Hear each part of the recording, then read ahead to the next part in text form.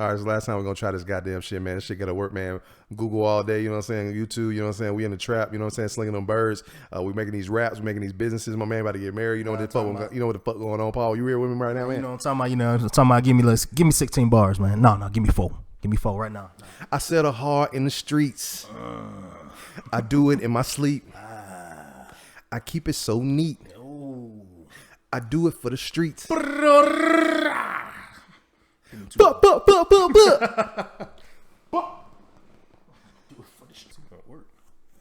We back once again, episode 6. We bite. Most hated podcast. You already know what time it is. COVID is still ravaging the streets. People won't wear their masks. People won't stay in the house. Dumbasses. They about to shut down again. Hopefully Trump gives out some more stimulus checks. I'm ready to go back home. I'm ready for that check too. Facts.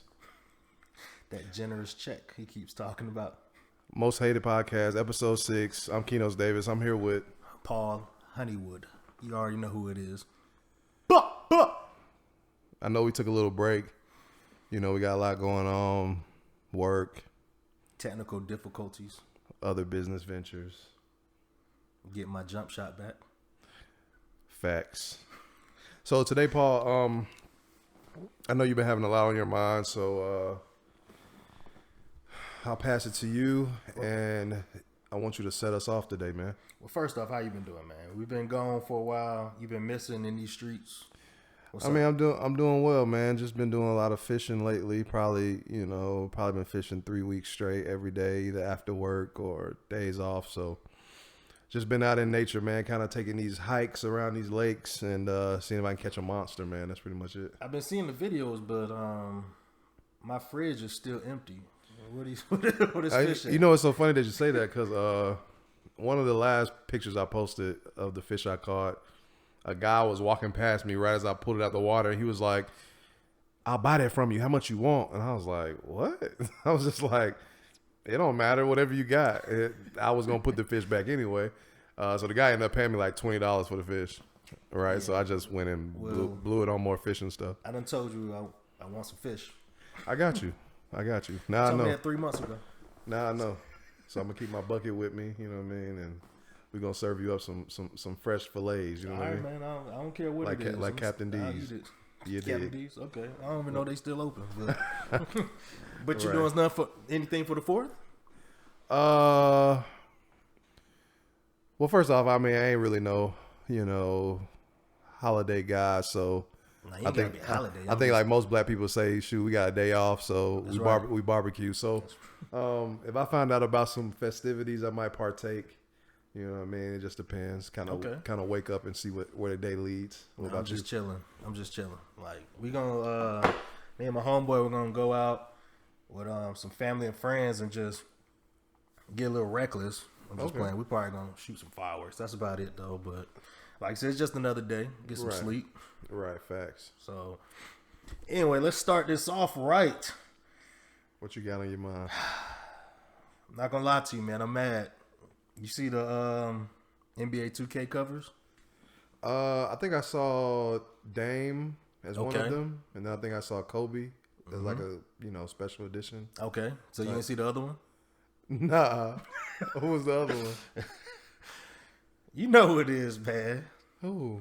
Trash Giannis? ass. I think I did see that. It's trash ass Zion. Oh, Zion got on there. My boy. We live. Bruh. See, it's just Paul. It's just confirmation of what I've been saying. He's the real deal. Bruh, stop. You can't get a 2K cover and not be the real deal. Okay, it's funny you said that. Okay. LeBron James didn't get on the cover till 11 years into his career. Whoa. Okay. What excuse is that? Well, I mean, I can't really come up with no excuse because, I mean, that kind of is unacceptable if it was truly 11 years into his career. But at the same time, there were a lot of people in the league at that time. And I'm sure they have some kind of like maybe seniority in certain aspects. He didn't get on to 2K14. Oh, well, I mean, was it 2K14? I can't really speak to that. All I can say is that Zion is the man, and Ja's good too. You know what I mean? He's the man too. I rock with his campaign. But once again, Zion. So you telling me LeBron James hasn't been good until 2013? No. I'm saying I don't know why he didn't get on the I don't know why he didn't get on the cover until 2014 or 13. I mean, that kind of seems kind of crazy. When You think do about realize Zion has only played 19 games and he's on the cover. I mean, that's just, there ain't no reason for that.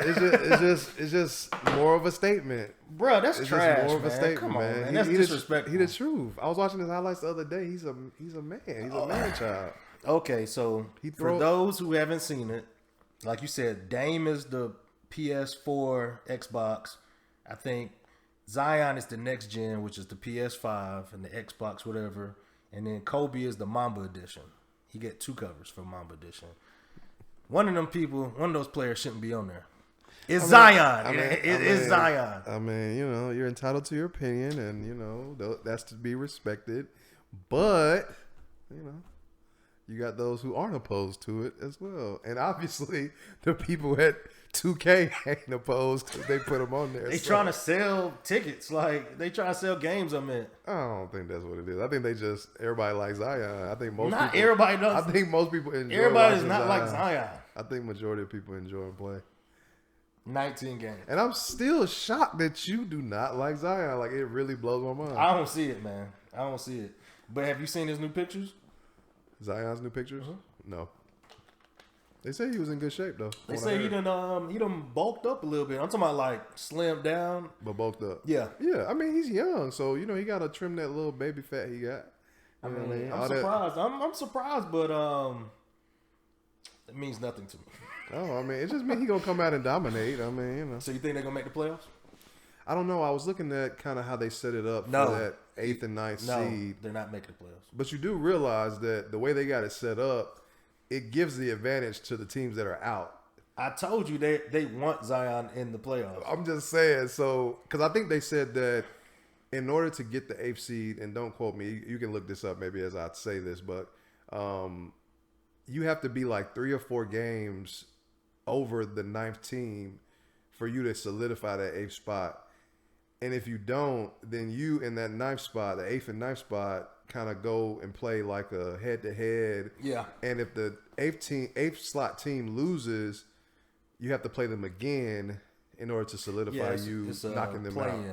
Yeah, I think that's how it goes. Either way it goes, the advantage is to the team that's out because they shouldn't even be in it anyway. But because of COVID and everything going on, it's created this new format. See, this is BS I'm talking about. So New Orleans is currently the 10th seed or whatever, 10th rank. I'm looking. I think so. Lottery bound is what they're calling it. They got 4 games at home, 4 games away. They definitely not lottery bound. They got 6 games against the West, 2 against 5 plus 500 teams. They're not winning anything. First of all, my Grizzlies. Ja Morant, they done said he done gained 15 pounds. We lit, bruh. No, I said, have you seen him play? Okay, so yeah, check it out when you get a chance. Go on YouTube, and he's been in some pickup games. He was playing like the number 1, I guess, recruiting high school point guard, I think, in the country. Mm-hmm. They was like in the same like pickup game. Mm-hmm. So it was pretty good. He wasn't playing like too hard, obviously. He was just kind of out there like getting his wind and like, doing a little bit, but he definitely, showed, the skill for sure. So I would check it out because he was looking pretty good. So you were checking out his footage, but Zion was just eating? I mean, he might have been. I mean, he gonna still dominate. Right, he's not better than Ja Morant. He could be eating a Big Mac right now. He's still gonna come in there and he gonna get hurt and throw your layup off the backboard. And he's going to get hurt. He gonna boom on you. He gonna jump over you. He's gonna not bully ball you. He's not better than. Man, you gotta stop this.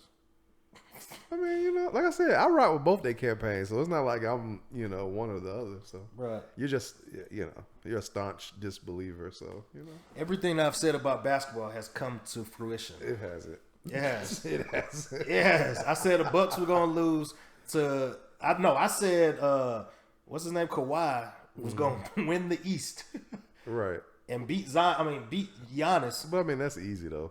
but everybody else was saying no. You was the only one that agreed with me. Everybody else was like, "You crazy." Right. That's because they're dumb and they don't know basketball. That's how I feel about everyone who's talking about Zion. Right, but I know basketball. Ja Morant is better than Zion. I'll put every aspect. I'll put it like this. Ja's a point guard / 2 guard kind of. He could probably play both, kind of a hybrid player.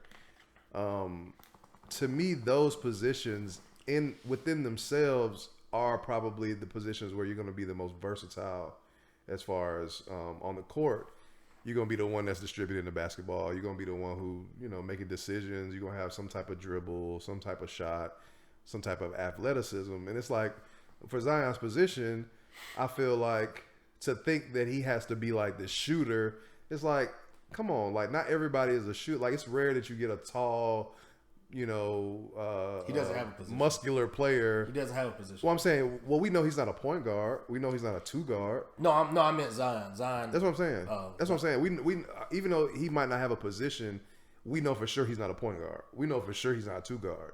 So he has to be something between damn sure small ain't no 3. forward. He ain't no 3. But that's what I'm saying. He can't be the first 2 off rip. There's no way we can even put him there. No kind of argument can put him there. So he has to be a 3 and up. So he has to be either a small forward, a power forward, or a center. He has to be one or a hybrid of the 3, which is okay. But within those 3, you're gonna have less players probably that shoot the basketball well as compared to point guards and shooting guards. You get what I'm saying? So the argument that Zion can't shoot, well, okay, that's cool. Everybody doesn't have the same skill set. Like, Giannis. Giannis is the MVP. Giannis averaging 34 and probably 14 or something like that. And can't shoot at a lick, but he's the MVP and he's number 1 seed in the East. And at the end of the day, he's not going to win a championship, like at least in the immediate future, next 2 or 3 years, I would think, unless something major happens on his squad as far as, them kind of shifting players around.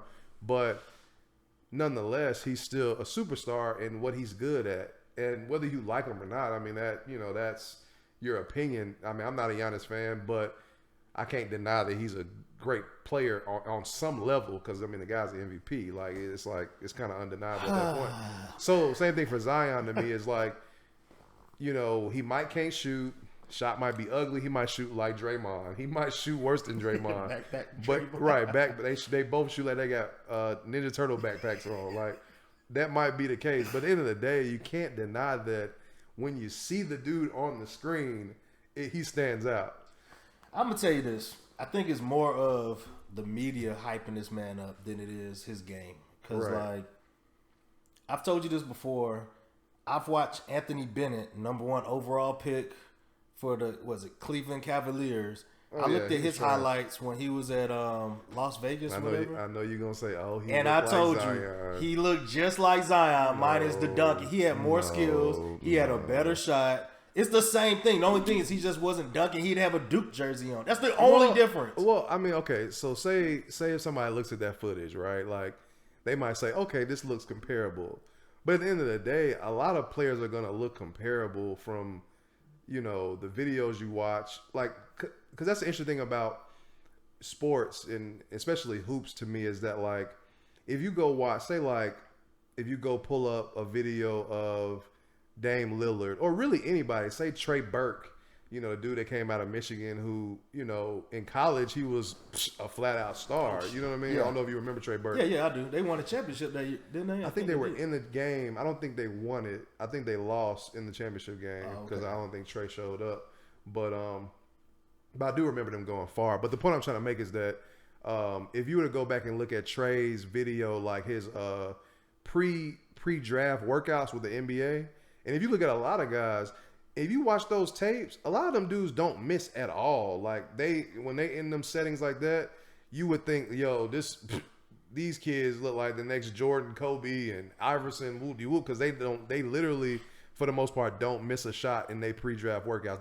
They're that good.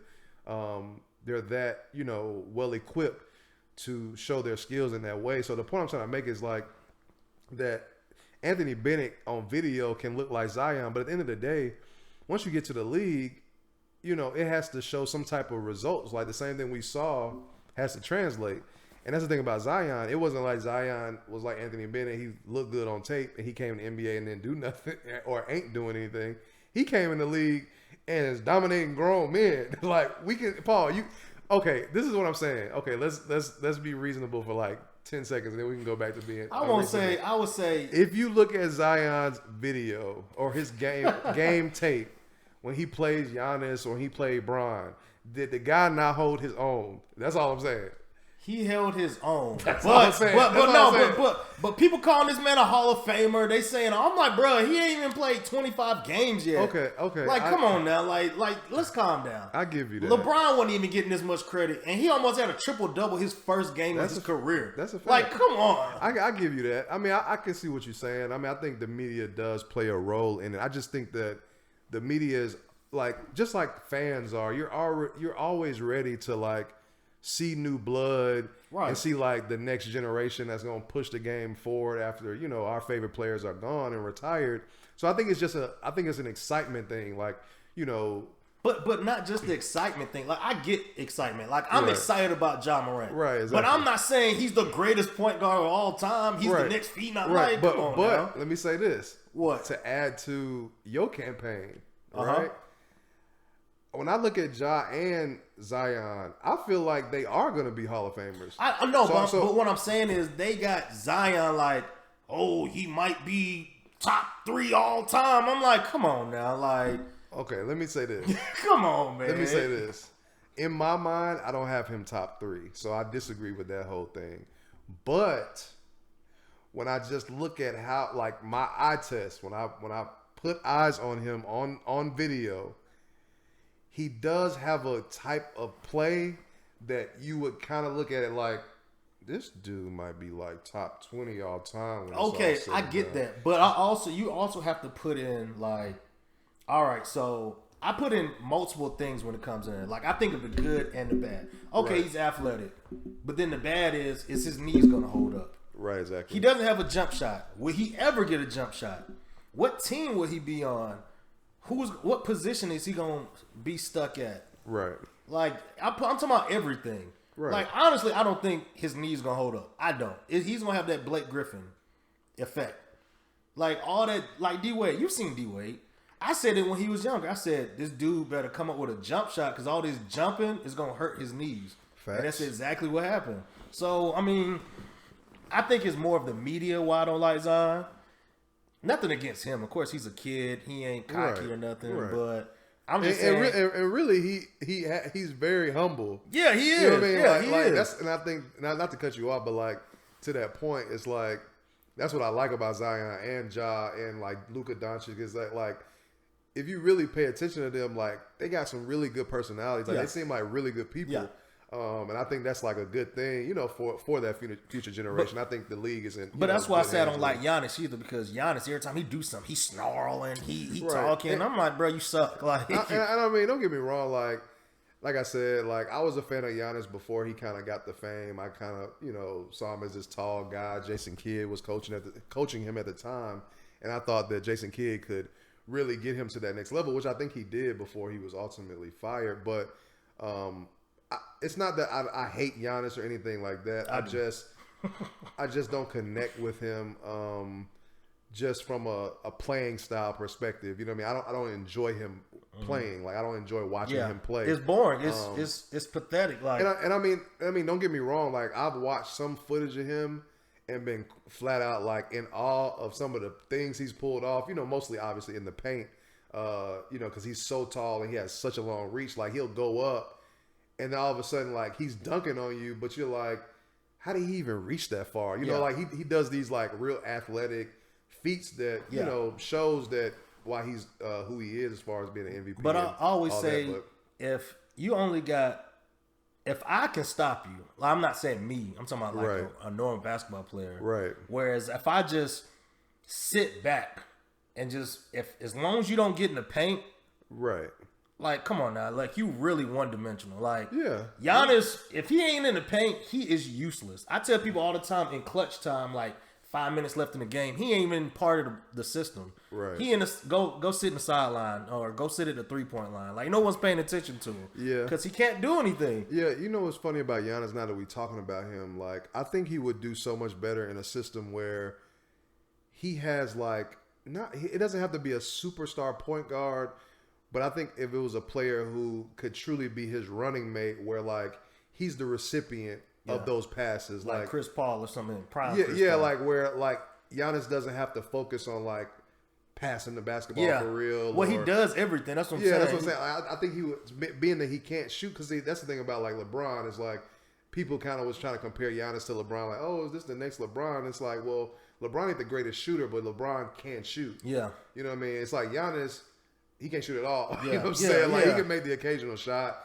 He could go off in a game and make a bunch of 2 or 3 threes, and then people are like, oh snap, is he getting better? It's like, come on, but that's what happened in that Lakers game. Like I'll never forget when he hit 5 threes or something. That Lakers game. He was Anthony Davis literally was giving him the shot. He was like, bro, shoot it. Like if you make it, you make it. Yeah, if you make it. And people, his shot is there. I was like, bro, it's one game. Like, right, calm like that. Down. Like it's because his shot is so slow, because if you see, he pushes off when he's shot. Trying so hard to make it. Like it ain't muscle memory. It's like, all right, let me focus and shoot. And it's like that's not gonna work in the plaplayoffs. Yeah, deep in the playoffs. Like, and he's not gonna shoot in the playoffs either. Because, right? Yeah, I mean, but obviously. But anyway, that was I was talking about the NBA 2K covers, which I didn't like that.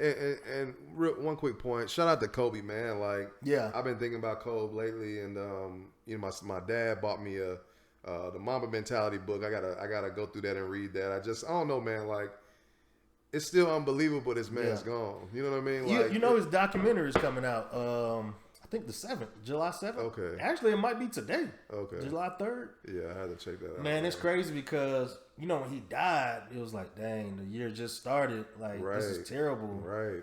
And it just got worse and worse from there. Oh, I mean, dude, like the other night, I was sitting in my room and I was just thinking about everything that's happened in 2020, and I had like this weird like thought in my head, like, man, it feels like we in a vacuum or something. And what I mean by that is like, it seems like we're in this space where like things are like continually deteriorating. Yeah. You know what I mean? Like we're on this like downhill of like the particles like busting apart, and like almost like what's the movie with Thanos, like how just people just start like Endgame, disappearing. You know what I mean? Like it seems like that's what's happening to like the fabric of the world. Mm-hmm. It's like every day or every week or every month, it seems like it's something crazier and crazier. Well, that's what it really seems like. The joke is they said someone's in a time machine and they keep trying to fix. But see, what happened, but dude, making like, it worse. Like, let me tell you, like anybody that knows me knows that like if anybody believes in stuff like that, like it would be me. That's what I'm saying. It's like someone coming in and they keep trying to change history, but then they keep messing it working. And it's so funny because like even if you look at it like on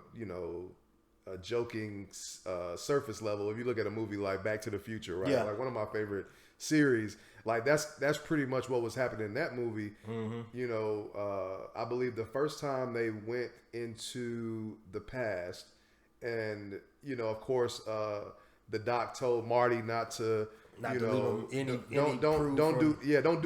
Yeah. Don't let your father see you. Yeah, don't interfere with them dating and stuff like that. Right, exactly. So it's like if those things happen, you're ultimately changing the course of human history. You know what I mean? Yeah, because he met his mom and she fell in love with him until she kissed him. Right, and he had to convince her to talk to his dad. Yeah, exactly. So just in a surface way, it's interesting, that concept. But I, like I said, I'm one of the people that believe in stuff like that because I mean, come on, man, go fix that shit, man. Like I want to wake up.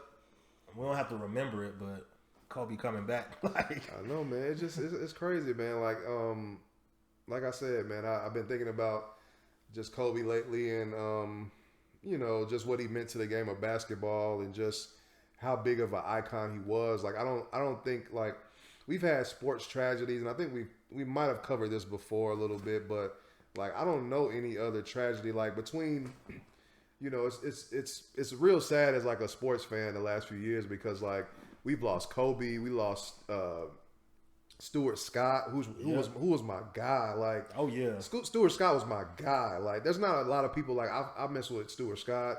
I mess with Brian Gumble. I just enjoy what I enjoy Tim Legler and Chris Broussard and Bomani Jones. Like I really respect these guys, and so like when you see these figures just like leave us, it just kind of like humbles you and grounds you. Like dang, like you could truly be here one day and gone the next. Like Kobe didn't know when he was stepping on the helicopter like that was it. You know what I mean? Like that could have been his 9,000th time, ride on that helicopter, and he didn't think about none of the rides because it just seemed like a normal day as usual. You know what I mean? So it's just like to think like, that he's no longer here, and we don't get to soak that wisdom up that Kobe had, because Kobe was on a different level than a lot of players. But it's funny. You know how people say, like when rappers die, and like I don't want to talk about Pop Smoke, but they say Pop Smoke had so much potential. He would have been the greatest of all time. Blah blah blah. But when Kobe was alive, I'm not gonna lie to you, I didn't like him as a player. No, I understand. But then as I was getting older, I was like, I put more respect on Kobe, and I loved him as a person. Right. I mean, but it is sad, like just going back looking at videos and how he was a family man, and he had a big footprint on the game, man. He really did. He really did. And the interesting thing is like, if you really think about it, Kobe was an international player. Yeah. Oh yeah. Obviously kind of growing up in Italy. I mean, obviously he, his dad was American, but was playing overseas and everything. But he had a lot of roots internationally as well as once he came to the States. But technically, if you want to look at him, even though he was an African-American man, he was really an international star. A guy who knew multiple languages, lived in Italy and such. So his story in general is just really a lot more interesting, I think, that people than people really give it credit for outside of just basketball. So, but yeah, RIP to Kobe, man. Yeah, man, like the game won't be the same. You know what I mean? Nah, it won't be. But going back to, let's see, another topic I want to talk to you about. Kyrie and KD up to something, man. You hear about what the Nets doing? I don't think so. Hit me to what's going on. They're looking for a new coach, right? Oh, right, because they did. The other guy left. Think of what coach might go to the Nets. I heard that it might be Tyronn Lue, from early reports. Is that what you're just saying? saw earlier today. Nope. I heard it was Greg Popovich. Okay. I know.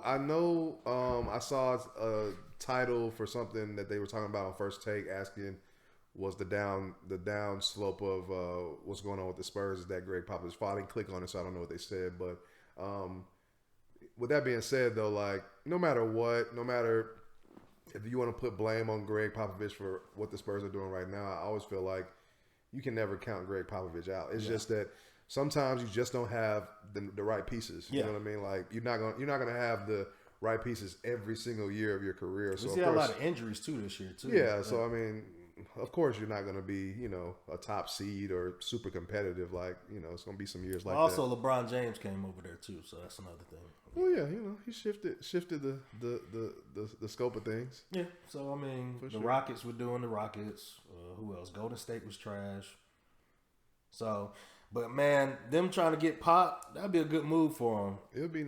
I'm not gonna lie, it would be nasty, but it's not gonna happen. Why you think that? And the reason why it's not gonna happen is because of who you just said. It's Kevin Durant and it's Kyrie Irving. They're gonna be. They would be too sensitive of players for Greg Popovich. Popovich. That's true. They wouldn't even. Popovich would eat them alive. Like they would be like, oh my God, we got to get this guy out of here because he's trying to control everything in our lives. Like Popovich, Popovich is an ex-military guy. Like Pop is not. But they think they can control that though. That's what they think. I read it. There's been this long-standing joke, and I think it's just kind of NBA talk amongst real NBA people and fans too. Just like this theory that Greg Popovich was like in the CIA at one point. It's just he has that type of demeanor and intelligence and like wittiness where you think like, okay, this dude was like, he seemed like a special ops type of guy. Exactly. You know what I mean? But I mean, I like what what's his name doing in LA. If he wasn't doing a good job, I'd be like, man, Pop him to go to LA. Oh right. Whatever his name is. Vogel? Yeah. I mean, I'm always They down. playing defense. They doing a good job, but I don't know, man. I don't know if you want to be in San Antonio much longer, but Right. they were still employed. Let me ask you this, because talking about the Nets, why do people keep calling the Nets the Big Three with KD, Kyrie, and trash ass DeAndre Jordan, bro? Why do people think DeAndre Jordan is that good? I ain't gonna lie to you. I ain't heard that one time. What? I've not heard People, that. they was talking about that the other day on ESPN. They was like, they got DeAndre Jordan, and they said KD and Kyrie didn't want to go to New Jersey or Brooklyn if DeAndre won. I was like, Well, I heard that. bro, yeah, he's but not. Why are y'all so worried about him? I put it like this. You know, even through all the shenanigans with KD and his career and the moves to Golden State and Kyrie and leaving Bron and all that, like Kyrie has always been one of my favorite players. You know what I mean? Like since before Bron even went back to Cleveland, when I put eyes on Kyrie on the court, I was like, this dude is unbelievable. Like, you know, he just ain't got no help. You know, he ain't had no help at the time to really do anything. But obviously, once Bron got back, we got to really see front row seat like how special Kyrie is. So nonetheless, I'm always ready to see Kyrie on a basketball court, and I truly think that him and KD on the court at the same time is so scary. But at the same time, like you already know, you're gonna have like defensive deficiencies. Yeah, you know, on that team. Like I don't really see them being no lockdown team. But then again, I do see them being a good team. Karis LeVert is one of my favorite new players. I think that this dude is like, I don't even know if people understand how good Karis LeVert is. Yeah, but there's rumors that it's either Karis or Dinwiddie or both are going to be gone. Yeah, I've heard that, which I know Dinwiddie's going to be gone. It could be one of them situations where it's addition by subtraction. Yeah. Like, you know, whatever you get for them two, it could ultimately work better for team chemistry and all that. So I get that because there is a lot of guard play on that team, probably more than what you need. But at the same time, I would be very careful about moving Dinwiddie and LeVert. No, I think Dinwiddie's going to leave, man. Oh yeah, I mean, I can see. You know, I think he's up for a contract, so I could definitely see that. I don't think they're gonna give it to him. That's what I'm saying, because he was like, okay. "Where should I go next year?" Right. So, but is them? I think they're gonna be in that same situation like the Heat were. Like it'll be KD, Kyrie. I don't know who the third option would be. Because I think Karis would be. I think they were talking about trading Karis. Well, I was hearing something about them possibly going after Bill Bradley. Oh Bradley, yeah, that's another one too. But that's what I'm saying. If you trade Bill, who else is gonna be on the squad? You got the dude with the fro. I can't think of nobody's name right now. Jared Allen. Yeah, Jared Allen. You still have KD, DeMar Carroll. Who else is on that team? Karooks. Okay. They got what's the white dude name that played for Cleveland? Joe Harris. Yeah, Joe Harris. Which is a knockdown shooter. Yeah, yeah. But I mean, honestly, I don't know how it's gonna work because KD thought it was a problem with Russ. It's gonna be a problem with Kyrie too. No, yeah. I mean, I totally agree. I think that they, you know, I mean, I guess they're close friends, so they feel like, you know, the friendship will rule over it. But, you know, I think KD and Draymond thought that same thing. Well, yeah, we saw how that went. But it's just like who was it? Marcus Smart and Jason Tatum and all them was talking about Kyrie's leadership skills. And, you know, Kyrie was taken away from Jason. Like, Jason was hooping when he left.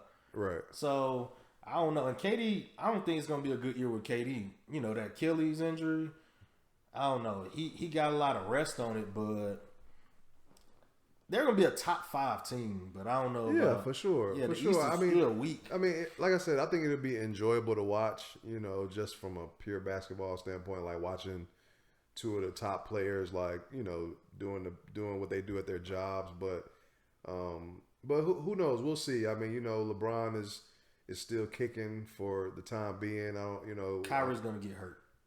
I mean, he's gonna get hurt. It's gonna be KD out there by himself. I think it's possible. I mean, he's definitely injury prone. They'll get 50 games maybe. Well, they're on the East. They'll probably get 50 games.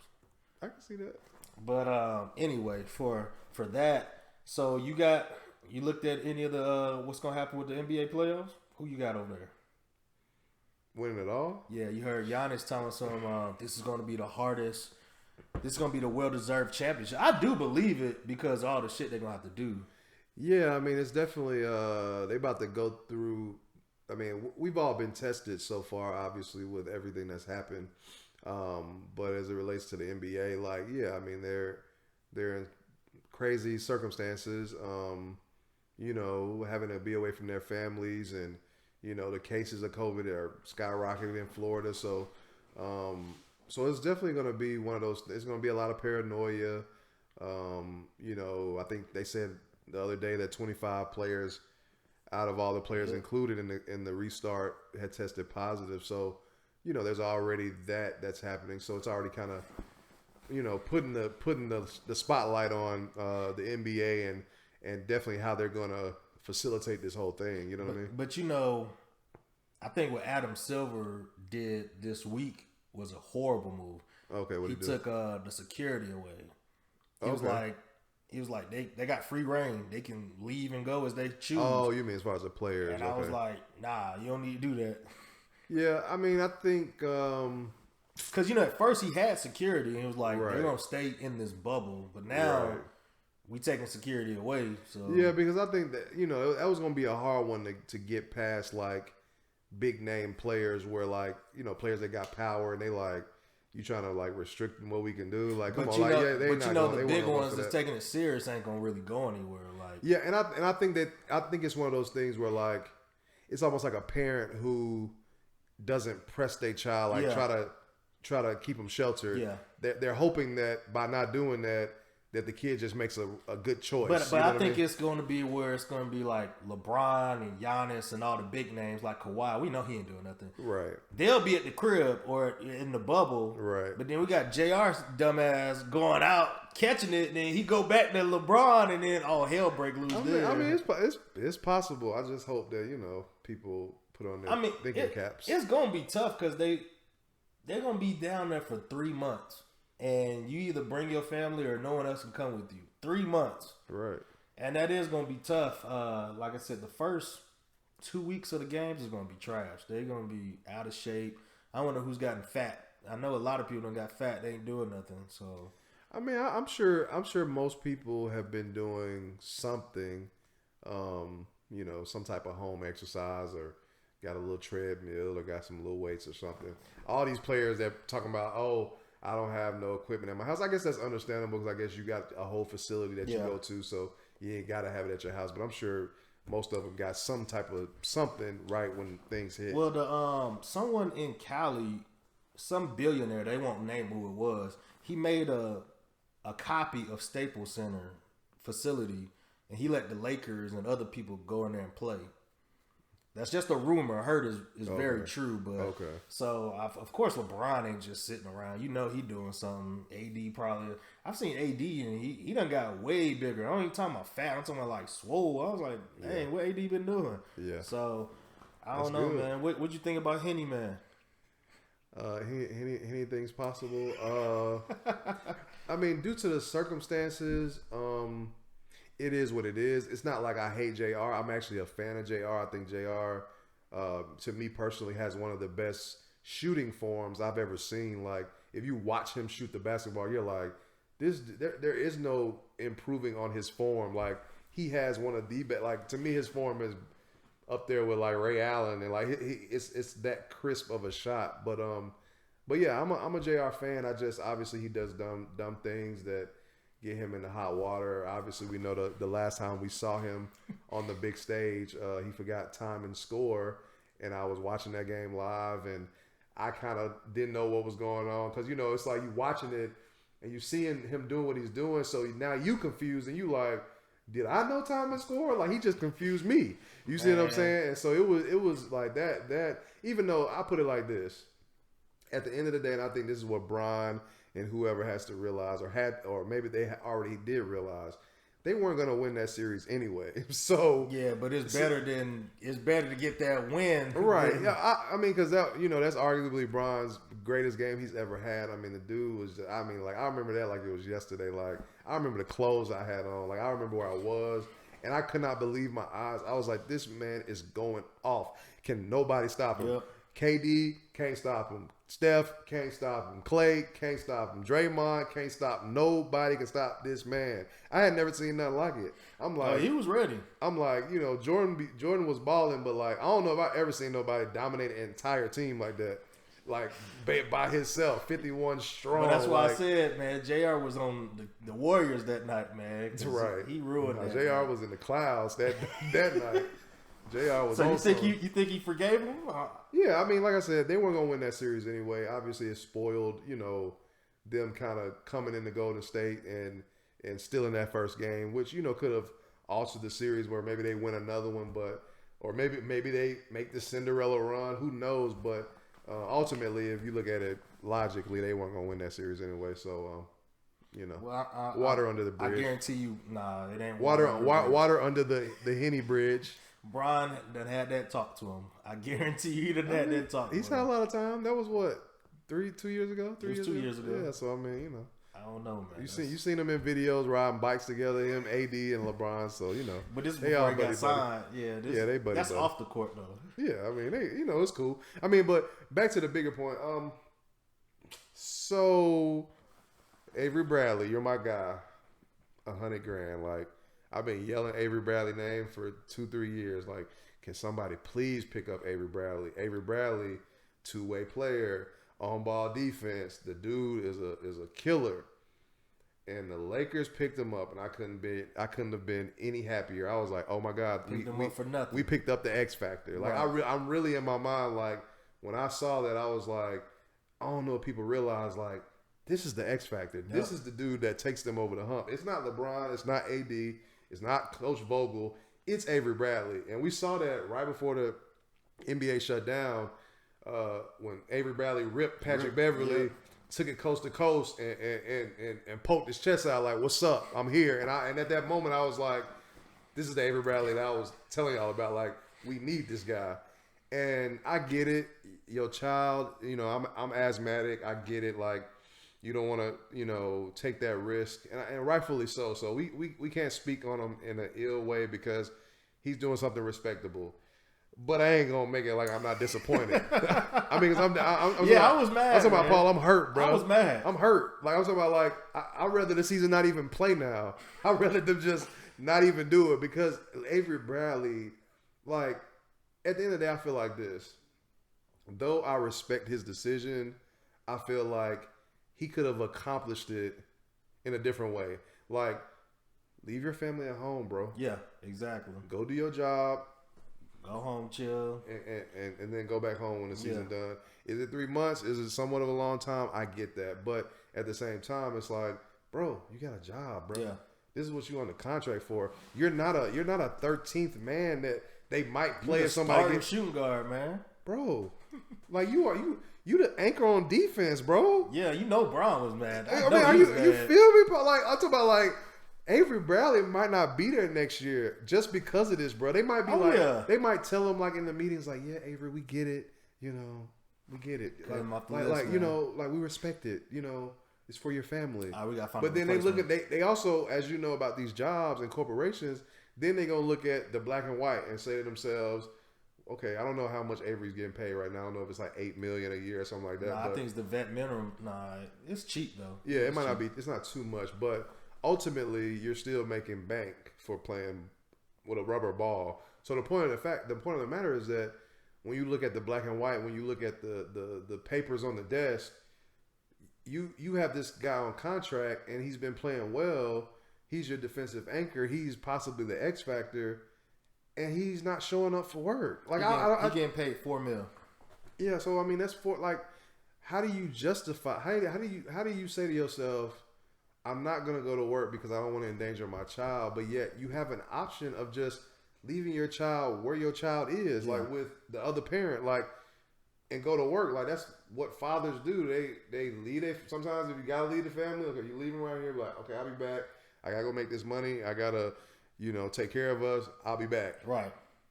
Like, bro, like, get tested when you get there. Get tested before you leave. Make sure you don't have it when you come back to your household. Problem solved. You help the team. You finish the job at hand. If you win, you win. If you lose, you lose. But ultimately, you did what you was being paid for. Yeah. So that's the only part about it that, like, I'm like, I rock with it because it's about his family. You can't, debate that.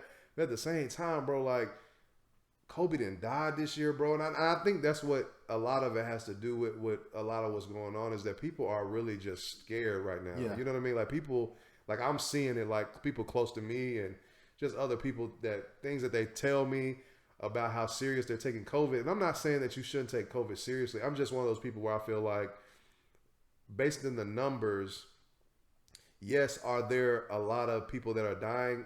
Yeah, of course. But there's a lot of people that die every year from the flu, from car accidents, from cigarette smoking, from drinking too much alcohol, cocaine overdoses. But you don't shut everything down. You don't go quiver in your house and throw the blanket over your head. I think those things are already deep in our psyche as things that we know that have always been around. And I think when we get introduced to a new boogeyman, we want to run and hide under the bed. And it's like, I get that, but at the same time, like nobody's gonna ever tell you that it's safe to go back outside again. Like I don't think anybody's gonna come out and be like, okay guys, the ghost is clear. Like I think things have gotten so crazy now that you have to make a judgment call on your own and decide, okay, based on the numbers, based in, do I know anybody that got COVID? Do I know anybody that died from COVID? Like, is this something that's just knocking out people that are super, super unhealthy? Is it really attacking children? I think that they said that it's really not. So it's just one of those things where I feel like Avery could have made a different decision that accomplished everything. He could have kept his family safe as well as done his job. But I thought about something too. It's been 3 months since. No, it's been more than 3 months. It's been 4 months now since people play basketball. Right. And I think a lot of people just hanging it up. Like, I'll just hoop next year. Right. Because injuries are gonna start. Right.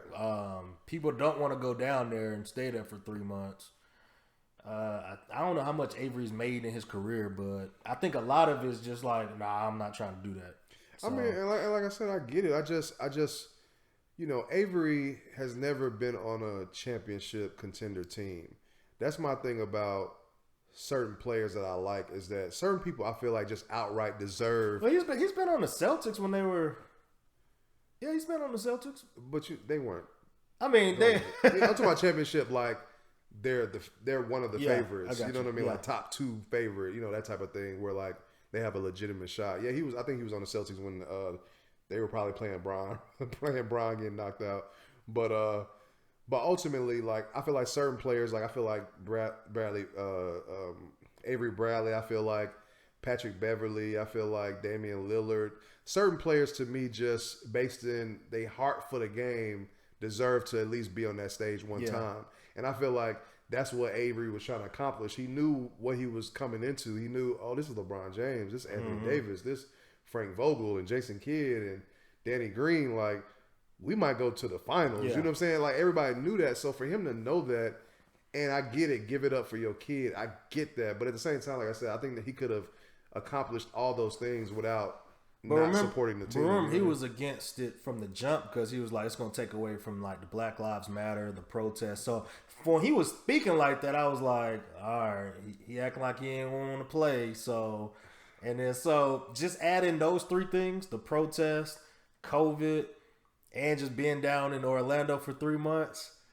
I mean, like I said, he probably didn't want to play, but I would have played. And I'll tell you what, I do understand some of the tests. Have you taken the COVID test?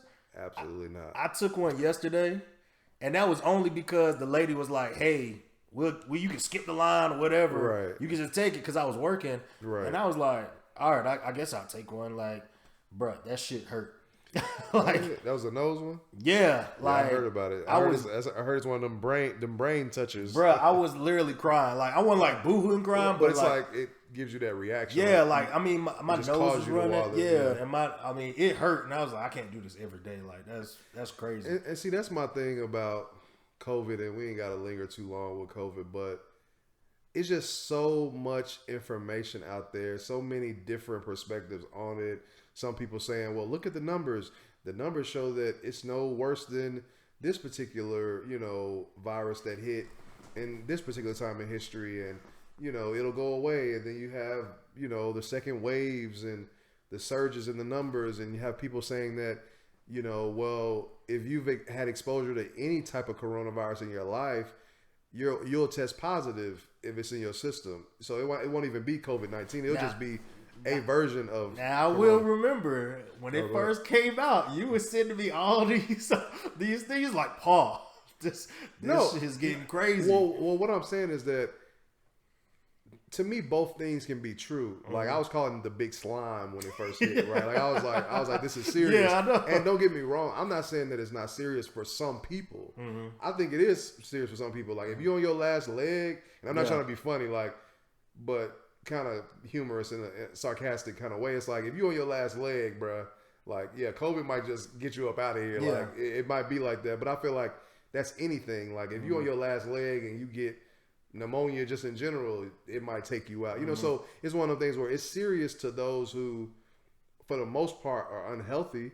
But for those that are healthy or people that got strong immune systems, I really think that most people are recovering from this thing. Oh yeah, even based on the numbers. They said, they said a lot of people recovering. Yeah. But I mean, I still keep an eye out for it. Like I was at work a week ago, and I was talking to this guy. He told me, he was like, "Hey, let you know, I had the virus not too long ago, and I backed the hell up." I was like, all right. Right. And then the guy that was with me was all his face. I was like, hey, man, you need to chill out. Like, you kind of close. So, I mean, I keep an eye on it for it, but I think most of it for me is I don't want to get like my parents if I did have it. Absolutely. Absolutely. But, I don't know. Going back to the basketball players, who else was it? Bradley Beal said he wasn't going to do it. Okay. Who else? I know Dwight Howard was thinking about it. I'm not sure. No, he's not going.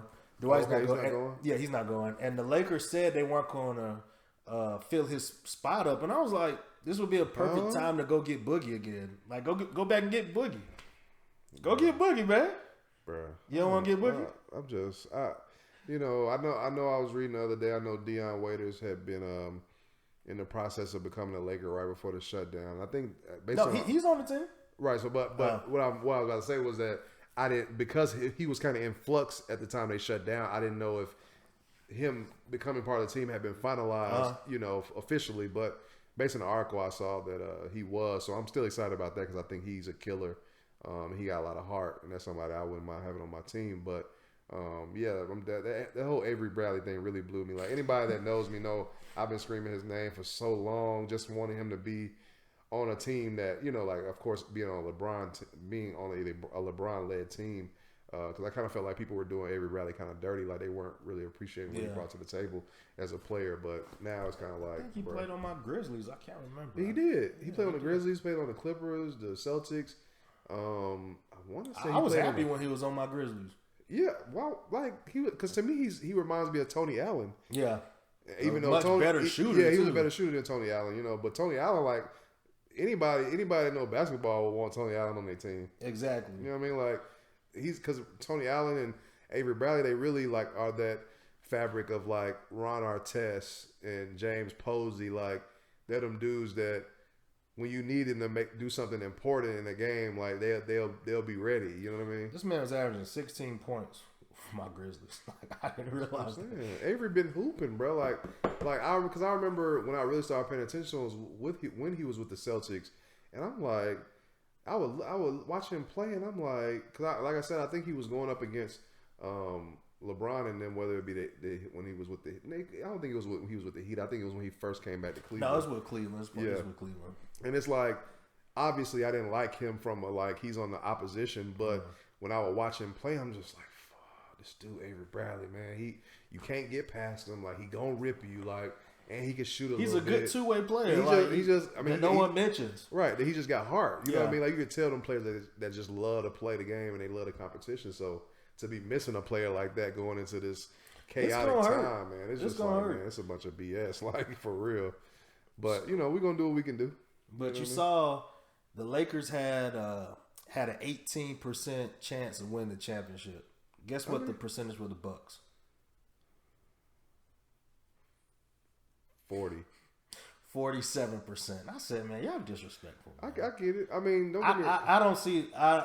Honestly, I think it's between the Raptors, the Celtics. This I see it. The Celtics, Raptors, and the Bucks in the East. Okay, Celtics. You talking about from the top down or? Yeah, from the top down. So Celtics number 1. Yeah. Raptors then the Bucks. Yeah. I mean, I feel why you're saying that. I think when it boils down to it, I definitely can agree with that. I think the Raptors are kind of still they still got that chip on their shoulder. They still kill it without Kawhi. Facts, and I mean, I love that Toronto team. Like, I'm a Van Fleet fan. Siakam is cool. You know, I was never a Kyle Lowry fan, obviously, until he had to go up against Golden State. Then I became the biggest Kyle Lowry fan. And off of that, I'm still a fan of his just because of how much heart he showed. I saw the stat for Kyle. They said in the entire NBA, he's the most clutch player in clutch times in the playoffs. I mean, I ain't gonna lie, Kyle they was said the making some big last shots 5 minutes, last year. and it's like everyone was too busy paying attention to DeMar, Right. And they was getting their ass whooped. That no nobody paying attention to Kyle Lowry, Right. And I think a lot of people didn't like Kyle. Yeah, because, no one likes him he too. be flopping. Yeah. You know, but when he goes up against a team you hate, then he becomes your favorite player. Exactly. You know what I mean? So it's all good. I mean, shout out to Kyle Lowry. He got a ring, so he a made man. Yeah, ex-Grizzly. So you know what I'm talking about. We right. come out and with Kyle, bro. And real quick before we move on, it's so funny that Kyle Lowry has been in the league so long, but he's one of them guys where like you almost can't even like even as a person who knows NBA, if you don't really know for real, you would be like, where did Kyle Lowry come from? Like, what school did he go to? Like, Villanova. Who drafted Yeah. him? You know what I mean? Like if somebody asked me that, like off the top of my head, I might not know for real. You know what I mean? Like before, you just told me. But yeah, he's just one of them players. I felt like he's always just kind of people knew him, they knew his name. They don't him. He was still playing the background, like you just didn't know. But he's a lot always about on the All-Star team too. No one realized that. That's always what I'm saying. on the That's what I'm All-Star saying. team. He's this weird category of player to me. But I think it's because he's like, I see people call him the Raymond Felton 2.0 or something like. He's that fat point guard. I hate Raymond Felton. Exactly, that's what I'm saying. Everyone hated Raymond Felton. God, bruh, I've never seen a more useless basketball player in my life. But you know, he swore he was good though. Raymond Felton thought he was like the greatest player. So trash to me, bro. Like when I would watch him play, I'm like, yo, this looks like somebody's uncle, like that play at the annoying uncle that's on him. Like he can. He alright, but like I'm just like, how did this dude get to the league? This man been in the league for 14 years. That's what I'm saying. Like it's nuts, bro. 14 years. What's his points per game? His points per game. It can't be over 5. It's 11, bro. It's 11 wow. because he had double digits. I think his highest is 14 when he was with probably the Hornets. That's crazy. Oh, when they're the Bobcats. I would have never guessed he scored 11 points a game. Yeah, when he be on, like he always on. Like he's on the he's back with the Thunder. He was on the Knicks. He was on a lot of teams. That's crazy, bro. Like I've never met anybody who liked Raymond Felton. Yeah, like I just don't even see how a team would have him in their office like we prepared to give you some millions. Yeah, like, we need you, bro. What? Like this dude right here? But let me stop. I'm sure I sound like bro. He was the 5th pick overall. I know, that's what I'm saying. Like I just never understood it though. Like I remember when he was in, because he went to UNC, didn't he? Yeah, I'm a big Tar Heel fan. I was but didn't that team that he was on? That was the 04. I don't think a lot of them players that was on that team made it to the NBA or end up having great careers. They had Marvin Williams on that team. But who are the other 3? Do they like the starters? Like, do you see it on there? Nah, I have to check. Okay, but either way, I guess what I'm saying is like, I remember him playing UNC and thinking that he was decent. Like he could get the job done on that. I ain't never liked Raymond Felton. Yeah, I never understood it. You know what I mean? Man, but it is what it is. You know what I mean? So I'm sure Raymond Felton would. Oh no, this team is garbage. Yeah, like. They had a Raymond Felton. Is this a Sean May? Yeah, that's what it was. Sean May. That was the big guy. Yeah, the fat dude. Marvin Williams, of course. Rashad McCants. Yep. See, I knew it was one of them teams where they had like a lot of. Yeah, I don't know anybody. They were big in college. Yeah, Byron Sanders. I don't know who the rest of these players are. But yeah, that's just. That's anyway, man. So we talked about the NBA playoffs. The NBA bubble, Greg Popovich. Let me ask you, man, how you feel about open relationships? Are we talking about like Will and Jada? Yeah. How you feel about open relationships, man? Like, Have you been in an open relationship? First of all, come on. Nah, I've never been in a. Well, I'll put it like this: I've never been in an agreed upon. I'm about to say, did she know that you're in an open relationship? That's the funny thing about like the title of open relationship. It's like if both people are cheating, ain't that an open relationship? But neither one of them know, right? Like, ain't that the same thing? But nah. But formally speaking, nah, I've never been in an open relationship. In general, I think that in relationships, I mean, it just boils down to what the two people agree upon. You know, if y'all want to live that way, you know, because a lot of people feel like monogamy is just unrealistic. Mm-hmm. You know what I mean? They just totally feel that way, and I totally get why people feel that way, because it's like the idea, like the dream like idea of being with one person your whole life, like it sounds really good, and not to say that it's not something that you can't accomplish, because you can with a lot of work and, you know, focus put into your relationship. And, you're talking to the man that's about to get married. Keep going. Right. So like, you know, I'm sure a lot of work is going to have to go into that, so it can be done. And, you know, we've seen people's parents last for a long time, so it can be done. I just think that at the same time, I do understand why people feel like monogamy is unrealistic, especially for people like Will Smith and Jada Pinkett. It's like they might love each other, but it's like Will got all this money. He's this big star, and it's like, you know, women throwing themselves all around the globe at him. It's like, would you rather the man cheat or get divorced, or would you rather them strike a deal and say, hey, we love each other, but we got to recognize that we're not going to be the only people that we are going to be attracted to for the rest of our lives. We're not the only people that we're going to have connections with. But that's what I heard too. I heard like they've been married for so long, but there's like, it's cheaper, you know, to stay together. And also this is more of a business agreement. Right. Like Jada does her thing, Will does his thing. And you know, I heard when he was making Hitch, he was dating Eva Mendes, you know. Okay. He was you know, you hear the stories. My guy. Shout out Will Smith, man. Willard, not Will. You know how to pick him, man. You know how to pick him. Will. Oh yeah, but the thing is, if y'all do not know, there's this R&B singer named August Alsina who came out and said Willard gave him the blessing of blowing out Jada's back.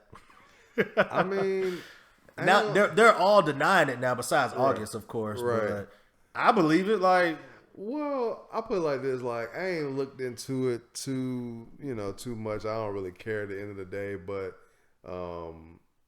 it's not too far fetched. I mean, I can see that happening. I mean, it's Hollywood, Hollywood lifestyle. Like, kind of anything goes as long as, you know, it's agreed upon or whatever. And like you said, they've been together so long that it's not, you know, it's not beyond the pale. Now, why August Alsina would come out and snitch like this, I don't understand. I think part of it was because, you know, I don't know if you noticed, I'm big on music. His album just came out, so of course he wants publicity. But I don't know why he would just come out and just start snitching like that either. Come on, bro, that ain't even like, come on, bro. You like, okay, just say we just gonna go hypothetical, Paul. Okay, I know the guys out there, y'all gonna feel me on this, like. Bro, if you're knocking down Jada Pinkett, just stay quiet. Be quiet. I'm saying exactly. Like, do you know how many men that's their dream, bro? Exactly. That's been their dream since and you the hear 90s, you are bro. snitching. Now the next dude, she's gonna be like, nope. Do you know who Jada Pinkett is, bro?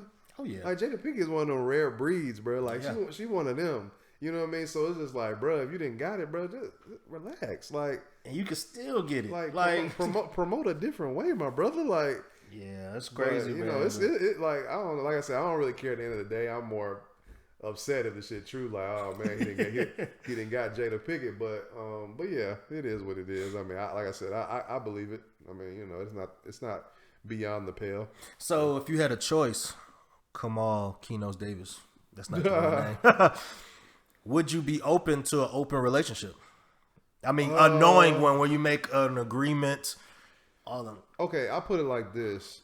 You know, based on my personality, realistically speaking, I don't think I could do it because I wouldn't want, obviously, you don't want to share the woman to be doing whatever she want to do. Mm-hmm. I think most men feel that way. Like, they want to do what they want to do, but they don't want the woman to do what she wants to do. So I think most people feel like that. But from like a a perspective like Will and Jada's, where like you've been together so long, you built this foundation and this legacy, and people just know y'all for being together. You got this family, your kids are famous, and just like you have this bigger than life family structure that most people don't have. So yeah, like you said, like it ultimately ends up becoming a business decision to say, hey, we care for each other. Ultimately, like we would do anything for each other, but it just might not be that like we're gonna be engaged on a daily basis in this lovey-dovey relationship because we've just been in it for so long that it's kind of faded out. But I'm sorry to interrupt you, but they were saying like there's stuff I didn't know about this, but Willow, the daughter, she made did you know she wrote a note to Tupac when she was little about she wished you were back from, she knows he's not dead and she wish he could come back because mommy's not happy. And I'm like, oh, so I guess they're saying Will's never been a good father to Well, I mean, that's interesting. I think I kind of like, it's like when you said that, it rung a bell, but I can't remember specifically where I heard that from. I saw the picture of her writing it. Like, she was definitely a kid when she wrote it. Like, you can look at the letters and stuff. Now, this is an interesting thing, an interesting question. Could you be in a relationship with somebody who had a relationship like Jada had with Tupac, where for sure, like, they were soulmates? Oh yeah, they were like, like they might have been friends. If he didn't die, they would still be together. Yeah, like if he didn't die, you don't quite know if Jada ends up with Will. But my question is, could you be with somebody knowing that like the person that they loved, like they're not with you because they picked you over that person. They picked you because you were kind of the next in line after this person passes away or leaves. Like, could you be with somebody in that type of situation? Like, would you care about that? You mean like being just the rebound guy?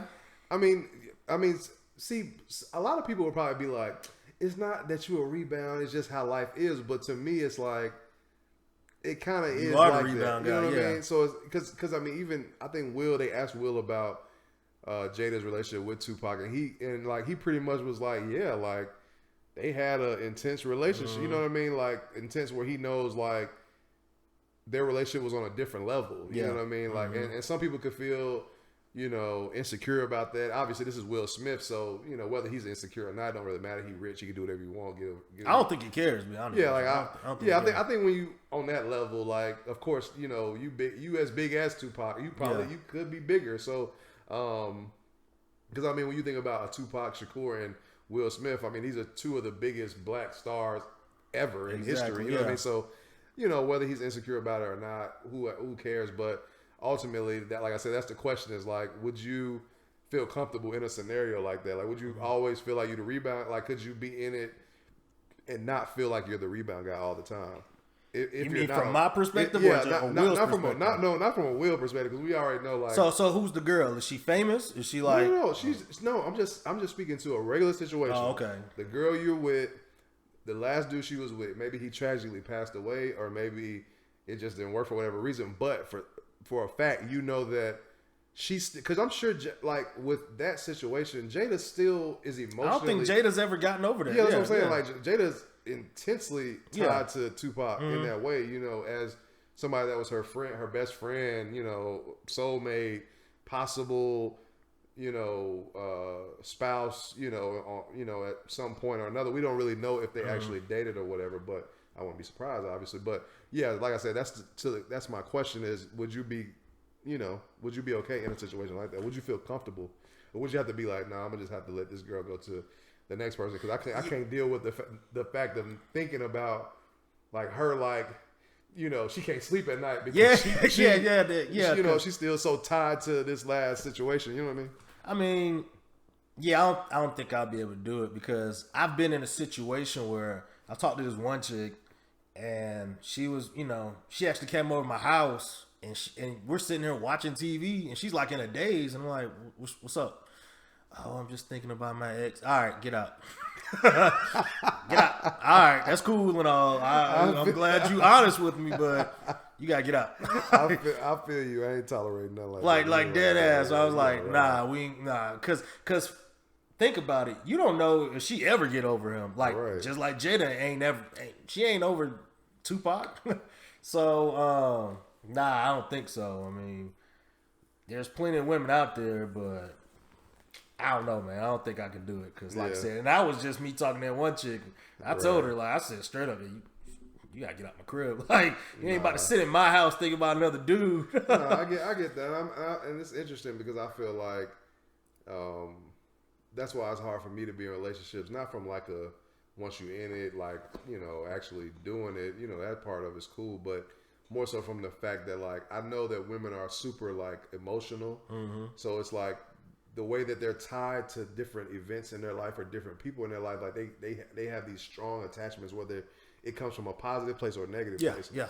And so like that's one thing I learned throughout my dating life was just how like you'll be dating a girl and you can clearly tell that like there's some element of her last situation that she's still carrying with her. Yeah, of course, yeah. And that's very, like, for me, that's very hard to deal with because I'm just like, you always gonna feel like you trying to like how they say like LeBron's chasing the ghost of Jordan. Like I always feel like dudes be like chasing the ghosts of like girls' ex-boyfriends, like whether the dude did her super dirty, right, or the dude passed away or whatever. Like to me, it's always like this thing in the back of your mind, like, yeah, my girl probably be bummed out. Like you might come home and like you said, you might be chilling with a girl and she in a particular mood, and she might tell you, "Oh, it's because her stomach hurt," but really it's because she really thinking about ex. Yeah, exactly, like, and how it went bad, or how like he didn't have to go that way, or like it's just like I don't know, like it's one of them things. I guess it's just life in general, but that's what I was asking you before. Like, if you ever watched the show Insecure, like I haven't seen this new season. I know what happened. I know through the grapevine what happened. But I've seen every season, but this one I just haven't tuned in. But it dwells on like the past and all that, so you need to watch it. And I mean, and like I said, we could talk about it a little bit because I pretty much know what happened, and I know the whole premise of the show. Obviously, is you got this couple, and she cheats because he's not where he wants to be in life, and he's kind of going through this rough patch, and she feels like the relationship is in the dumps, and we all know this story. Like either you've been in it or you've been around somebody that's going through it. But they get on their own separate paths, their own separate dating paths, and but then ultimately they come back. And the question is, do they get back together? You know what I mean? So you want me to ruin it for you? I'm cool with that. Like I said, I pretty much know what happened. I heard he got some girl pregnant, and so now they going at him about that or something like that. So.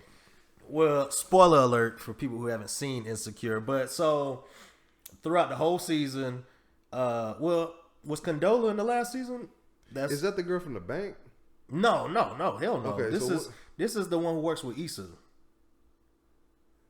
She's light skinned. She got like a big forehead. Okay, so I don't know if I ever. Well, she couldn't have been in the last season then. Yes, she was. What season are you on? Hold on. So the last time I left off, you probably way behind. The last time I left off, Issa was dealing with. She had dealt with the light skinned dude that disappeared on her. Okay. And then Lawrence had dealt with the Indian girl that he worked with, and they fell out. Oh, well, you way behind. You missing 2 seasons then, I think. Okay, so I might be missing 2 seasons. Yeah, you missing 2 seasons. Dang. But then he was dealing with the girl at the bank. Too. Nah, you way behind. So I'm way behind. Yeah, so either way. Behind. So yeah. You way behind. Anyway, so Issa, she quits her job. I don't think you even got to that. She quits her job and does her own thing where she's like an event player for black excellence. Like, I want everything. I want my neighborhood to get involved, whatever. Right. And she finds out this other chick is helping her promote the events. Like, she's helping her do everything. And that's Condola. Yeah, and find out what's the light skinned chick name? The friend. Ooh, Amanda Seales? Yeah, Amanda Seales, her character. So she hooks them up, Condola and Lawrence up together. Okay. And so then Issa finds out Condola comes and was like, "Hey, I know this guy named Lawrence, and you guys know each other." He's like, "Yeah, that's my ex." And, it makes it all awkward. Right. Blah, blah, blah. They dating, whatever.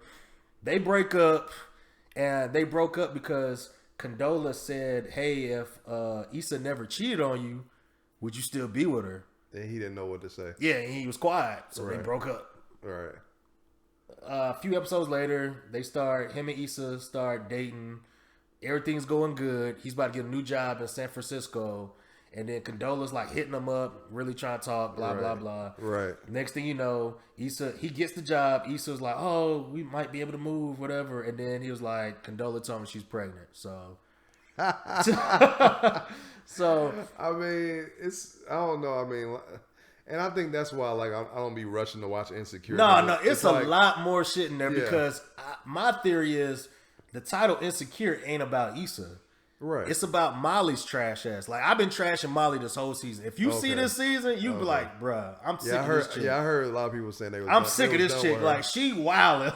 Like, so you got to watch it. But no, like, going back to it. But Molly been wildin' though. But that's why I said, yeah, but she really tripping. Like, they get into it in this season. Like, but she's trash, bro. Like, she got a new boyfriend, or she's had him the season before. Like, you really got to watch it. It's really good. But yeah, I'm sure. Going back to, like you said, chasing the boyfriend's ghost or whatever. I mean, it's like, I won't say every woman's like that, but you got to understand, like, you know, coming from me about to get married, you got to find, like, the right one. You know, I don't want to preach or anything, but it's hard. I ain't going to lie to you. Right. Like, you know, Nicole, I've known her for 10 years, and I always wanted to get with her, but she was either in a relationship or I wasn't around. But I don't know, man. I know you be around. Like, you got your eye on anybody? Nah, okay. I mean, I'm just chilling. You know, I got you. Just focused on business for the most part. So I'll get to that when I get to it. I got you, man. All right, moving on. What's the top thing on there? It's not like it ain't in minutes. So I don't know how long this thing been going. Okay, well, what's up with your boy, your role model? Who? DJ Academics. You see, man, you just said some crazy shit. That was super crazy. Like, did you see what he been doing this whole week? I do not fuck with Academics at Did you see what he did this whole week? Bro, I don't know what Academics be doing. Bro, they suspended him. Complex suspended him this week. I seen that title. He had said something about Chrissy Teigen or something. He done went after Chrissy Teigen, John Legend. It all started with Freddie Gibbs. Oh yeah, I heard Joe and them talking about that. Bro, he is wilding, man. They was like, you know what? We're just gonna suspend you, bro. Yeah, because Joe and them was saying that they felt like he was wilding out like that because he thinks that he's at this financial level now that he can kind of go back and forth with people. But they made a good point, which, you know, obviously is always gonna be the point that, like, money don't make you cool. Yeah, exactly. You know what I mean? Like, for some people, that might be the case. You got clout chasers and things like that will make somebody that got money think that they're like this cool person, but yeah, money can't buy class. Money can't buy cool. Like, you either got it or you don't. Like, it's not something where you didn't have class and then you get money and you got class. It don't work like that. If you got class, you've always had it, and then when you get the money, it just looks a particular type of way. Now the class is on display. But yeah, if Academics thinks that he got money now, so he can start talking crazy about talented artists and like, come on, like, bro, John Legend, bro. Like, John Legend is untouchable, bro. Like, he talked about his album sales and stuff. I was like, bro, John Legend is on. Worried about that. You know what level John Legend is on? Like, John Legend is that guy. Like, so you can't. There's nothing Academics can say about John. I'm not even gonna lie to you, man. I didn't know who Academics was until I watched Everyday Struggle. Is that where he started? Well, I think that's when people saw his face, because I had always.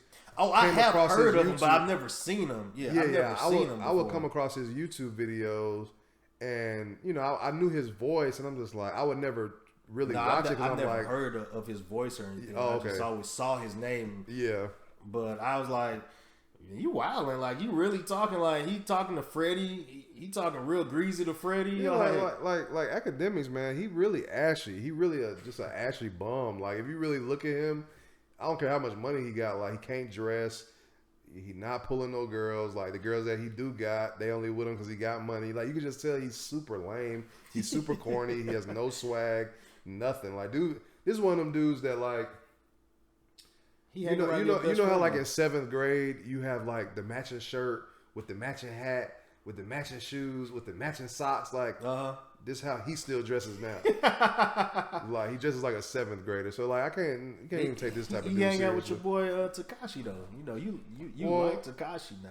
Well, I mean, I was a Tekashi fan, you know, before the trial. You finally changed your mind? Now, I'm not anti-Tekashi because I feel like I don't care, but like all this gang talk and no snitching and all that, like people need to let that go. Like, cause to me, like it's all a bunch of foolishness.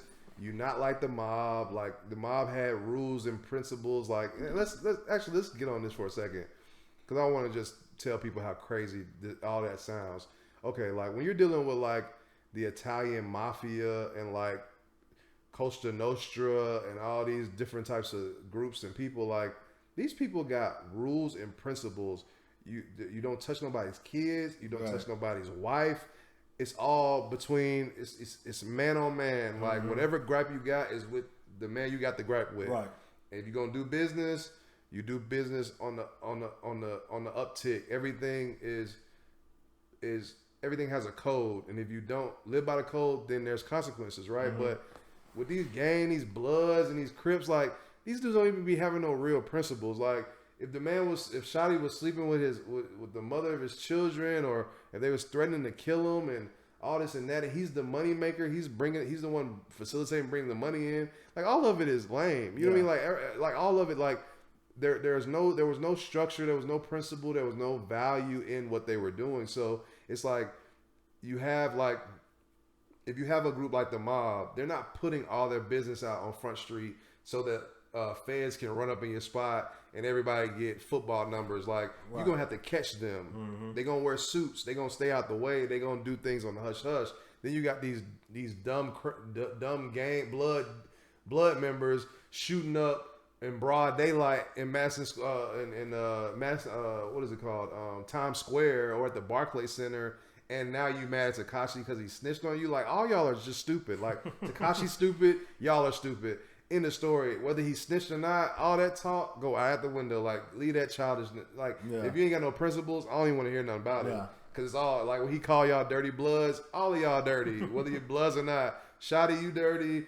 Tekashi, you dirty. Mel Murdy, all of y'all are dirty. All of y'all are lame. Really, at the end of the day, you know what I mean. So none of it really matters to me.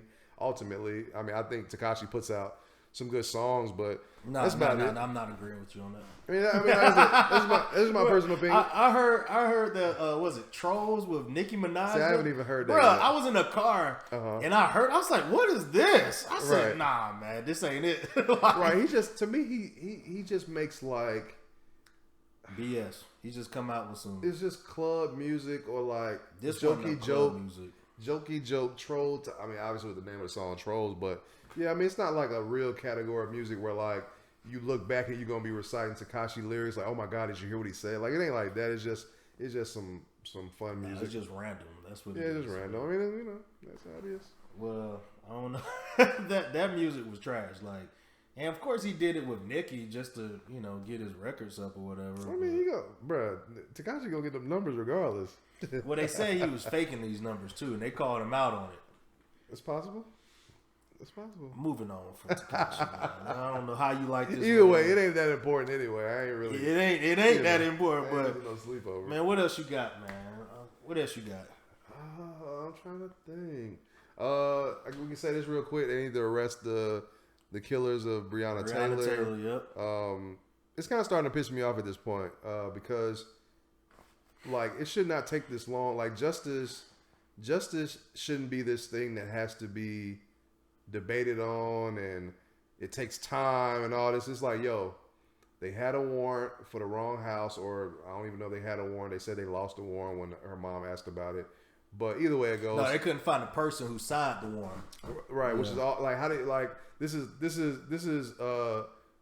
law officers that are supposed to be structured and dealing. The warrant has to be signed by like a judge. Like how do you misplace? Nothing's getting misplaced. That's not how that works. Exactly. They know who did it. Yeah, like it's a level of professionalism that goes into that. And so when it's that level of professionalism, if something goes missing, you have to know that it's a cover up. Yeah. Like it's that simple. So to me, it's starting to get infuriating to think that people are not being held accountable for something that resulted in the loss of somebody's life. Like, this is a person that had a job and had a boyfriend and, had her own life and goals and dreams that she got, and you done ran up in her crib and killed her because you in the wrong house. Bro, you gotta go to jail for like you should have been in jail the next day. No excuses for that. Like, no, they should have went to jail that night. Like, it's so childish that you even gotta like get on posts and say, arrest her killers right now. Like, it's just like, it shouldn't even take all of that. Exactly. You know what I mean? Like, it's really pathetic. Did you see the what was it, the DA or somebody that was at a party? It was like, what are you doing? Like, the black guy. Oh, the black guy. It was like, yeah, y'all ain't arresting this dude, but you out here partying. Like, I mean, because once again, it goes back to everybody is protecting each other. You know what I mean? The DAs and the judges and the cops, they all on the same team, and they're gonna make a stance to what they believe in and who they willing to protect. I mean, because essentially you gotta think, like, when these DAs don't press charges, like, they're telling you, like, yo, these are my brothers, and I'm not gonna do that to them. You know what I mean? Like, they telling you where they stand. So it's just, like I said, it's really childish and pathetic that you would have people that's in charge know that these folks didn't kill this lady on accident. And don't get me wrong, I get the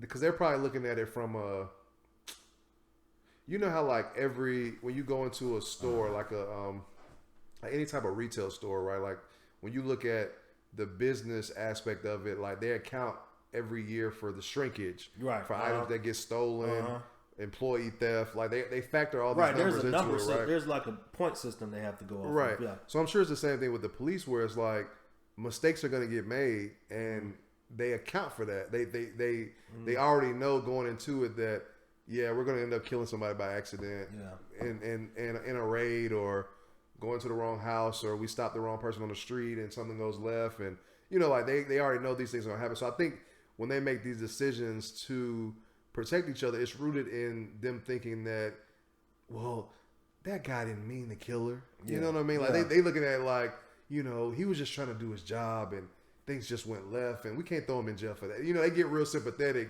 to their own, but then when some stuff go down with a regular citizen, they want to throw the book at them. Oh yeah, you see what I'm saying? So that type of privilege is just like, it's absurd. It's like, if you got that same type of compassion about that person, we got to start having compassion for mostly everybody. Unless somebody commits something super heinous, as in like these police officers who straight up kill somebody that didn't do anything, so they have to be held accountable for that. So if you, as a regular, Paul, you shoot somebody, somebody steal your computer, you didn't track it to this house, you bust up in there, kill the person, but it ended up being the house next door that got the computer. Oh, you going to jail? Paul, I'll see you later, buddy. Like, you know what I mean? Maybe we can do the podcast, like, from jail. Do the podcast. We got to do call-ins. You know what I mean? You have to call in, and I got to play you on speakerphone. But the point is like, if this was you acting on your own volition and your own movement, and you go up in the wrong house and you kill somebody, you're going to jail. So I don't see what the difference is with these cops. Yeah, I don't see it. So, but yeah, it's sad, man. They still ain't got arrested. Like, I don't even know if all of them. I think they all got fired recently. Or I know at least one of them. I know one of them. I don't think all of them got fired. Okay, so I don't know. I thought it was just one of them, but I don't know. It's just like the lady in the army or the military. Like, just, I don't know, man. It's yeah, man. It's a lot of cover-ups, but it's nothing new. You know what I mean? I just think that right now, the people as a collective are doing a good job of really holding people accountable, which I think that we can't drop the ball right now. Mm-hmm. Like, this has to extend into the future. Like, this has to be something that becomes the norm. It's consistent, yeah. Yeah, because as you can see, obviously we haven't got true policy enacted to like really change things yet, but there has been some leeway into some type of change, but we gotta keep going. Like, this has to be something like, once you have kids, you're passing along this memo, like, you can't drop this ball. Like, when people do bad things, you have to hold them accountable. And I think the next level to that is dealing with these presidents. I think that going forward, it's like, look, bro, we putting you in the office. Like we got, like, it's almost like we got to look at the president. Like, 'cause I think people have this like, oh, it's the president, so the president has authority over you. It's like, no. The people have the authority over the president. So when we elect you, when you in office, we need to be able to look at you and be like, look, bro, we let you in office, right? Right. So this is what you got to do. This is what we need you to do. And if you don't do it, you got to ride, bro. Exactly. Yeah. And then we'll figure out who gonna be your replacement. And then that person come in and we be like, you know, we just got rid of this last guy, right? So what you gonna do? And then if you don't do it, you out of there. Like, I remember there's a lot of stupid. You talked about this before we start recording. It's a lot of dumb people out there too, though. This is a fact. That gonna do like they did 4 years ago. They vote on your boy Trump, and they don't think he could do any wrong. So, but like I said, I think it's no matter who's in there, the American public at large has to say to themselves like, some things are acceptable, some things aren't. You know, like, and as a president, you have to set a certain standard. And I think that's like where a lot of Trump supporters miss the boat. It's like, I respect you for believing in what you believe in, vote for who you vote in. Like I really do truly respect the differences in people in that way. But when somebody is setting a bad tone for the country and has the country in shambles and not responding to critical times, you know, how they need to be. Trump didn't jump on the COVID train fast enough. He could have saved people's lives, and it could have been a totally different situation. Well, he said it was going to disappear, so he said COVID was going to just disappear. But my point is like, you can support Trump all you want to, but when he does stuff that clearly is irresponsible, you got to hold him accountable for that. You know what I mean? Like that's the issue with it all, is that like, people might not agree about who should lead the country, and you're Republican and Democrat, but regardless, once that person gets into office, like, you have to look at it like a logical person and say to yourself, like, yo, is this person doing what they're supposed to be doing? Right. Like, are they, you know, upholding, you know, the image of this country the right way? Like, how are we viewed around the world? Like, what do people think about us? You know what I mean? Because the president is really the speaking head for the country. So when people see him, that's what they assume America is like. Right. You know what I mean? So you have to be accountable for that type of thing. And like, you know, I think that's what, you know, a lot of people have different opinions about Obama. But one thing you can't debate is that regardless if you agree with his policies or anything like that, the way he carried himself was respectable. You know what I mean? Like it was with the utmost respect. You always knew that you could count on him to lead with his best foot forward. You know what I mean? Like, it was no foolishness when it came to Obama. Like, when have you ever seen Obama look foolish? You know what I mean? Or say some outlandish things. Like, it just wasn't who he was. So I think, you know, like I said, we have to hold these people accountable in what they do. And if they're not gonna do what we need them to do, you gotta ride like that. And that's just how it's gotta be. And I think, like I said, we just gotta keep pressing forward with that type of mentality, and not be just letting these cops get away with things and not letting presidents get away with things. Like, nah, like, y'all just people too. Like, exactly. You know what I mean? Like, y'all will hold us accountable. Y'all do hold us accountable when we do things. So what's up? Like, so that's just my take on it. So, well, what else you got, man? Because we ain't gonna leave. We ain't gonna end this on Trump, man. What can we end it on? They open that pool table up yet? I don't know. They might. We can check. Look, as it's getting warmer and warmer, people challenging me to these shootouts, playing me in basketball. Right. You want a shot at the title or what, man? We can do it, man. You said this last time. You said this before. I asked you before when I came in. They got the rims up yet? You didn't check? I don't know, man. I've been doing something different lately, but no. All in all, I mean, we can check if the pool table's open. We can check if the court is open. This L, bro. I'm taking people money too. One guy challenged me with $50 in a shootout. Yeah, that's easy. Like a 3-point contest or something? Yeah, that's easy money. Okay, that's easy. Come on now. I got my 3-ball pretty good. Yeah, it's pretty wet. It's pretty wet, man. We got sleepers. But yeah, on that note, man, once again, we came together to do this most hated thing, episode 6. We appreciate y'all for listening, tuning in. Share, like, comment, like it or love it. Give us 5-star rating, whatever they do on YouTube. And you know, if there's some topics that you would like us to talk about, if there's another way that we can engage our listeners to get you guys to be a part of this community. Let us know. Whether you got our numbers, you can text us, you can call us, you can comment on Facebook, you can comment on YouTube. We will respond. Trust me. Say something reckless. So it is what it is. Say something reckless, man. I'm telling you. I'm Keno's Davis. Got Paul. We out. We out here.